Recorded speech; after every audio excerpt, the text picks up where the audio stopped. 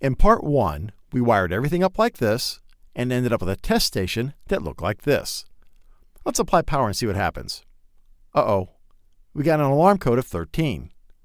The product insert that comes with the drive has this little table of the most common error codes. Looks like we have a motor override condition. That's basically a simple e-stop that shuts the motor down without all the extra stuff you would find in a proper safety circuit. Now I have that switch labeled e-stop, even though it isn't a true e-stop, just because e-stop is easier to get on a small label than motor override. And sure enough, the motor override, or simple e-stop switch, is active. I'll undo that, and the alarm goes away. The buttons to control the drive are under this little cover. I know these buttons are hard to see in the video, so I'll leave this graphic I got from the product insert up for reference.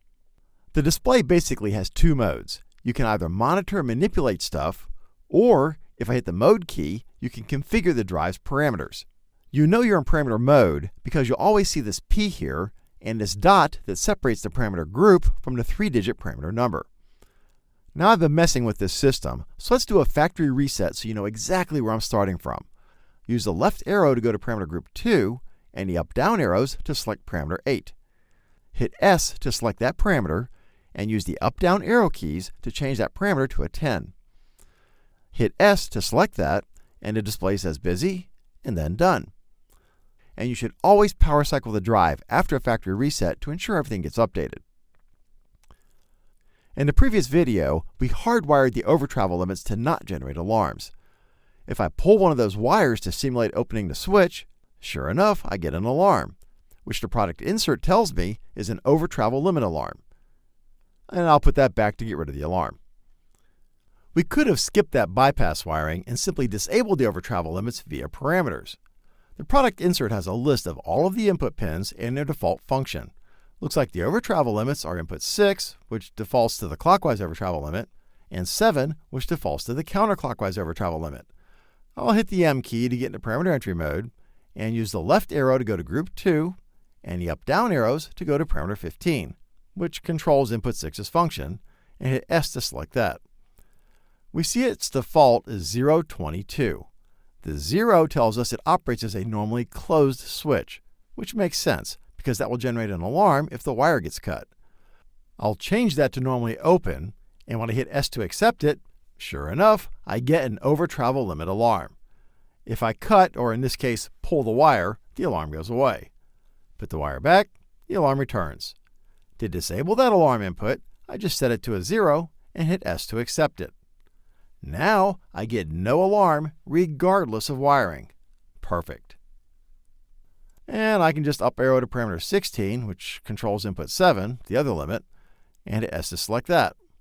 I'll disable it by setting it to a 0 and hitting S. The normally open, normally closed digit doesn't matter if the input is disabled. Great! We now know how to configure and disable the digital inputs and navigate the display.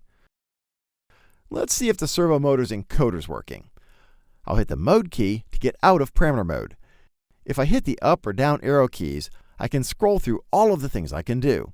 We'll cover those in the display monitoring video. For now, we just want to monitor the encoder feedback, which is this FB for feedback. PUU stands for pulse user units, which reminds us that we're not viewing the raw pulses from the servo's encoder. Instead, we're monitoring the pulses modified by the electronic gear ratio in parameters 1.044 and 1.045. We'll learn how to use electronic gearing in the various operating mode videos. That message stays up for about a second. I stopped the video so you can see it longer. Then the display shows the data. If I reach over and rotate the motor shaft, sure enough, we see the pulse count change. This encoder has over 16 million pulses per revolution, but the default electronic gearing scales that to 100,000 pulses per revolution. So if I rotate this one revolution, yep, we see it rolls over to 100,000. If I press the left arrow key, you can see the upper word. So if I do another rotation, we see that increment. If I rotate it the other way 2 rotations back to 0, and then keep going, we get these weird dots everywhere. Those tell us this is a negative number. If I go 1 full rotation in that direction, then I roll over at a negative 100,000 pulses. Perfect. We can also monitor the digital inputs. We do that by setting parameter group 0, parameter 2, to a 39. So I'll hit the M key to get back to parameter mode, and hit the left arrow to get to group 0, and the up-down arrows to get to parameter 2. Select that, change it to a 39, and select that.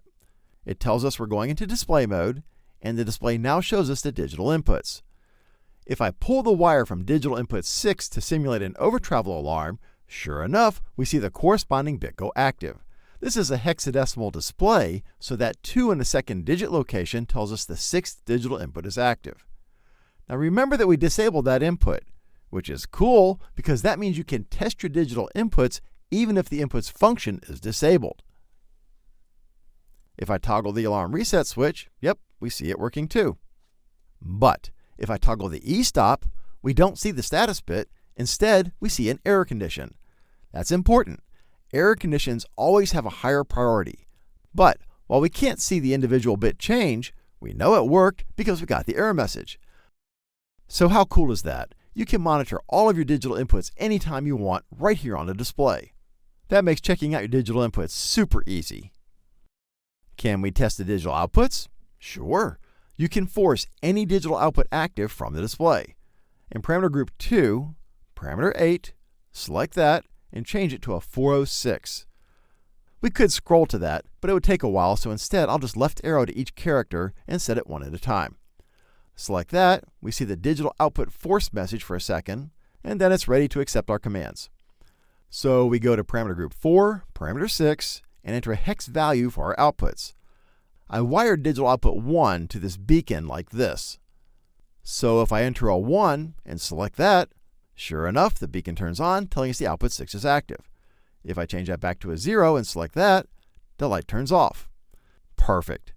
Remember, this is a hex value, so a 2 turns on output 2, a 4 turns on output 3, an 8 turns on output 4, and an F turns on all 4.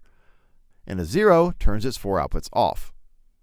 This forcing of the digital outputs will stay active until you set parameter group 2, parameter 8 to a 400, which I'll do here, or power cycle the drive. Now don't forget to do one of these, otherwise later you're going to wonder why none of your outputs are responding to normal operations. Okay, it's time to test the motor. Let's power down the drive just to make absolutely sure there's no power going to the motor, and finally connect the motor to the drive. I added a plastic pulley just to make it easier for you to see the shaft turning. You'll want to make sure there's nothing connected to the motor shaft until you're confident it's working the way you expect. Okay, I'll apply power to the drive, and we see our SureServo startup message. One of my favorite things about the SureServo system is you can jog the motor from the display. You don't have to connect any switches or other hardware, so it's super easy to test your motor. Right now, I can freely spin the motor because it's not being powered. I'll flip this switch to enable the drive's output, and now the drive won't let me rotate the shaft, and it's doing everything it can to maintain the current position. To jog the motor, just go to parameter group 4, parameter 5, and set the jog speed. Let's use the default of 20 RPM. The display tells us we're now in jog mode. To jog forward, I hit the up arrow, and to jog the other way, we just press the down arrow button. I'll press M to exit that, S to select the jog speed again, and this time let's go to 60 RPM, which is 1 revolution per second. Select that, we see we're in jog mode, so I'll play with the up and down arrows to jog the motor. Perfect. That's it, we're done. Let's recap. We wired everything up in part 1. Then in this video, we reset to factory default, learned about the alarm codes, and learned that the most common ones are in the product insert. We learned how to assign functions to digital inputs, how to disable inputs, and how to change them between normally open and normally closed. We verified the encoder feedback pulses, that negative numbers are displayed with extra dots, learned that the encoder has over 16 million pulses per revolution, but the default electronic gearing scales that to 100,000 pulses per revolution. We learned how to monitor the digital inputs, force the digital outputs, and jog the motor. Now, how did I know how to do all this stuff? Well, truth is, I didn't. I literally just walked you through the quick start section of the product insert.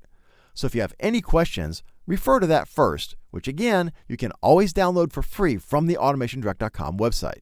It's an awesome resource that you'll want to keep handy.